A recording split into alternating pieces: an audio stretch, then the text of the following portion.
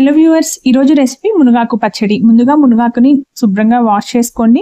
Wash చేసుకున్న తర్వాత ఒక పొడి క్లాత్ మీద ఆరబెట్టుకోండి. 2 టీ స్పూన్ల నూనె వేసేసుకొని మునగాకుని ఫ్రై చేసుకోవాలి. ఈ గ్యాప్ లో ఒక చిన్న బాల్ సైజు చింతపండుని 1/4 కప్పు వేడి నీళ్ళు వేసేసుకొని నానబెట్టుకోవాలి.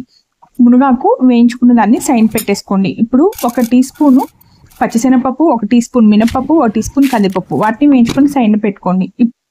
ఎండుమిర్చి 20, జీలకర్ర 2 టీ స్పూన్లు, 7 వెల్లుల్లి రెబ్బలు కూడా అన్నింటినీ మంచి కలర్ వచ్చే వరకు వేయించేసి మిక్సీ వేసుకోండి. ఇందులో 2.5 స్పూన్లు సాల్ట్, 1 కప్పు మునగాకు కూడా వేసేసి మిక్సీ వేసుకోవాలి. ఇందులోకి చింతపండు గుజ్జుని ఫిల్టర్ చేసుకొని వేసుకొని మళ్ళీ 1 కప్పు వేడి నీళ్లు వేసేసుకొని మెత్తగా గ్రైండ్ చేసుకోవాలి.